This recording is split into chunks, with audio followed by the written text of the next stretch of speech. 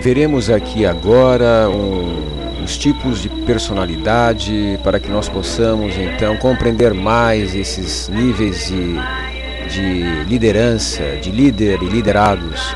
Então vemos aqui o patrão que se desdobra em dois arquétipos conhecidos como o rígido controlador, aquele que detém o sentimento de posse de alguém ou de alguma coisa, ou então o raivoso briguento, aquele que se desdobra no sentido da confrontação, do domínio, do controle através da confrontação, o animal sem dono chamado, o pacifista, o bonzinho seguidor das agendas dos outros, aquele que segue o que os outros fazem, o que os outros falam e não tem, ou melhor, tem muita dificuldade de dizer não. O teimoso emperrado, absorvido pelos desejos dos outros, aquele que se compromete falando sim, mas no fundo diz não, portanto vive em um conflito ambíguo. O perfeccionista, o compulsivo pelo caminho correto, pelo caminho da perfeição, aquele que segue o único caminho, ou o lúdico escondido no alçapão do inconsciente, aquele que continuará seguindo o caminho correto, mas nas horas vagas, no momento mais oportuno, usará de algum artifício para soltar essa energia canalizada ou represada dentro dele, de maneira que ele possa então se aliviar da pressão. O dador, o dependente que se adapta às necessidades do parceiro, aquele que segue as necessidades do parceiro e se adapta a elas, de maneira que ele não o confronta e sim ele segue os padrões do parceiro. Ou então o histriônico, agressivo e manipulador de bens dadáveis. É uma espécie de dador mais sorridente, mais manipulador, um pouco mais agressivo.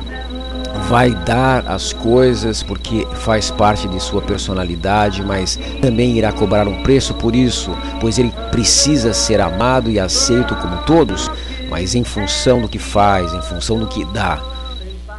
O desempenhador, uma espécie de workaholic, aquele que visa o sucesso, aquele que está na liderança, aquele que vai visar o desenvolvimento de um projeto, vai dominá-lo, vai coordená-lo, melhor dizendo, de cabo a rabo.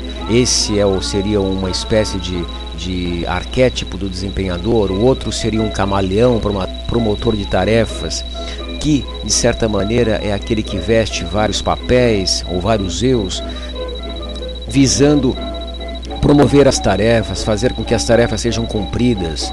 O devaneador, uma espécie de romântico trágico, romântico hiperativo impulsivo, que vai fazer muitas coisas numa linha da idealização, daquilo que foi introjetado em sua personalidade para ser representado por algum papel que ele acredita que seja importante, justamente para se sentir importante. Ou então um sofredor depressivo, insatisfeito, aquele que vai sofrer, que vai valorizar o seu feito a partir do sofrimento, da insatisfação, porque irá passar uma espécie de pessoa que gosta de sofrer, mas seria o jeito dele de transmitir essa característica, esse posicionamento comportamental. O longevidor, aquele que vê de longe, uma espécie de autossuficiência, de desprendimento, de desapego, aquele que detém o conhecimento intelectual, aquele que tem capacidade racional elevada. Ou então o frustrado isolado, uma espécie de longevidor que vai se afastar para pensar, para canalizar as suas energias, para produzir o pensamento, fugir das emoções.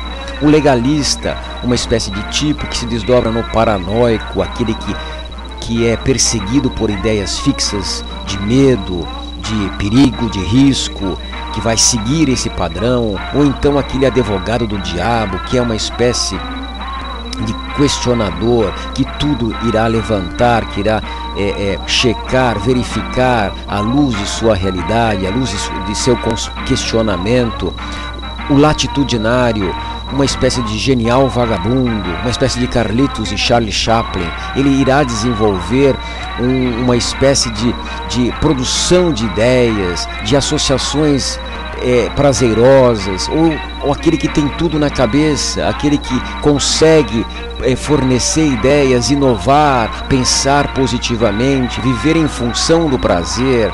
Nós temos aqui então 9 padrões básicos que se desdobram, digamos, em 18 arquétipos, para que nós possamos conhecer como é que a representação desses comportamentos, dessas motivações que nascem no ser, que nascem na personalidade e que se expressam no mundo, no ambiente.